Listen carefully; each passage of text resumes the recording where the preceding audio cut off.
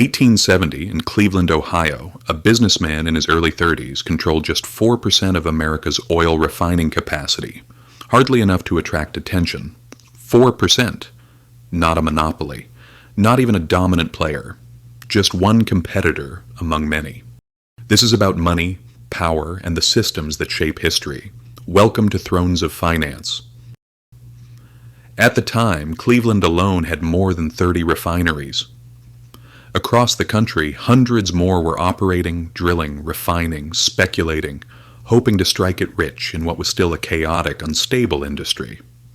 Nothing about this man suggested that he would soon control the economic nervous system of the modern world. And yet, just 10 years later, he controlled 90% of oil refining in the United States.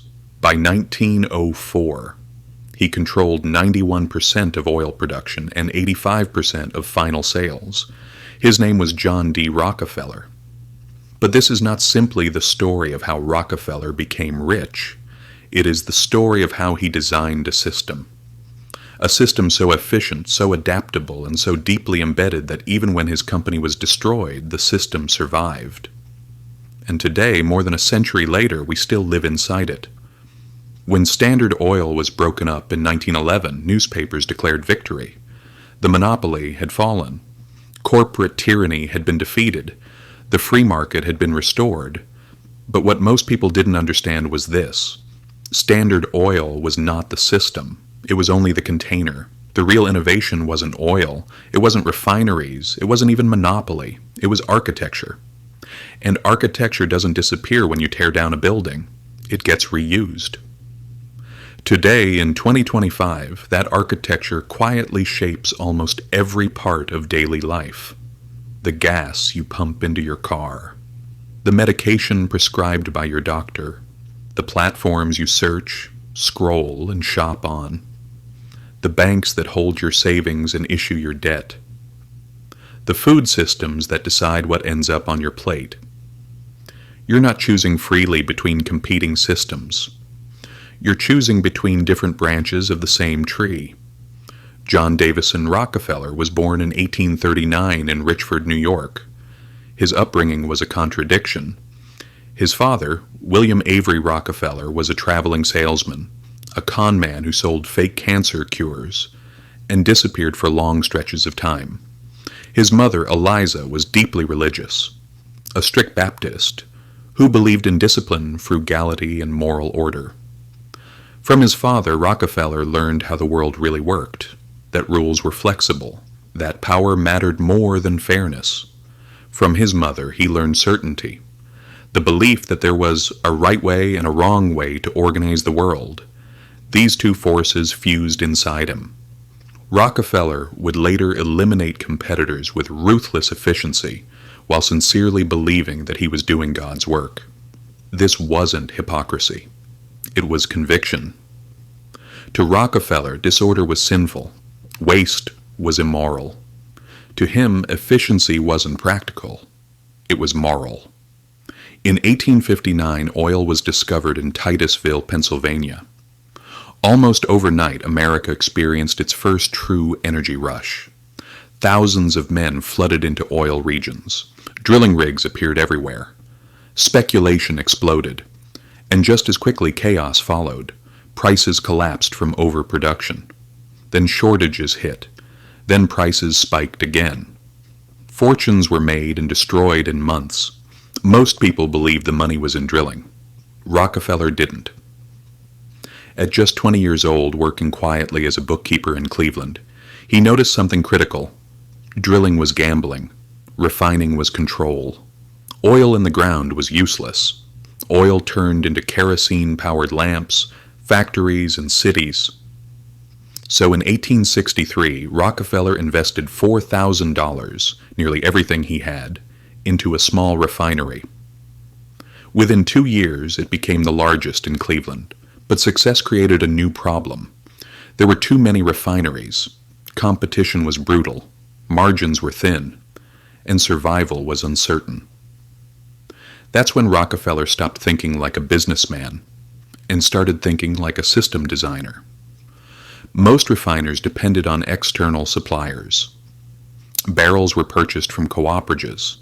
Transportation relied on railroads. Storage depended on third parties. Each dependency meant vulnerability. Rockefeller eliminated them one by one. He bought barrel factories, tank cars, storage warehouses, distribution networks. Every cost center became internal. Competitors paid 25 cents per barrel. Rockefeller paid 15. Competitors negotiated with railroads. Rockefeller negotiated secret rebates. In some cases, railroads charged his rivals more and paid Rockefeller to ship. This wasn't competition. It was structural dominance. Rockefeller could sell oil below cost and still profit. Others couldn't survive that, and he knew it. In 1870, Rockefeller formally created Standard Oil of Ohio. At the time, it controlled just 4% of refining. 2 years later, he executed one of the most aggressive consolidations in American history, later known as the Cleveland Massacre. Rockefeller approached competing refinery owners with a simple offer: sell now at a fair price and become part of Standard Oil. Or refuse and face a price war you cannot win. Those who refused watched prices collapse overnight. Cash reserves vanished. Debt piled up. Operations shut down. Within 3 months, 25 of Cleveland's 26 refineries belonged to Rockefeller. Market share jumped from 4% to 25%. This wasn't a one-time event. It was a template: expand, undercut, absorb, repeat. Rockefeller applied the same method across the country: New York, Philadelphia, Pittsburgh, Baltimore. Each city followed the same pattern: secret rebates, vertical control, price wars. By 1879, Standard Oil controlled 90% of U.S. refining. At that scale, Rockefeller faced a new threat: public outrage and government intervention. Monopolies weren't just illegal, they were hated, so Rockefeller evolved again. In 1882, Rockefeller's lawyers created something unprecedented: the Standard Oil Trust. It wasn't a company, it was a legal architecture. Multiple companies were placed under a single trust, controlled by a small group of trustees. On paper, they were separate. In reality, they were unified. This structure bypassed state regulations and centralized power without obvious ownership. It became the foundation of the modern corporation. Holding companies, parent subsidiary structures, legal separation with operational unity. This is the blueprint used today by Alphabet, Amazon, Berkshire Hathaway. Different industries, same DNA. By the early 1900s, Rockefeller was the most powerful businessman in history. Adjusted for inflation, his wealth exceeded $400 billion. Public pressure reached a breaking point. In 1911, the Supreme Court ordered Standard Oil broken into 34 companies. On paper, this was the end. In reality, it was a redistribution.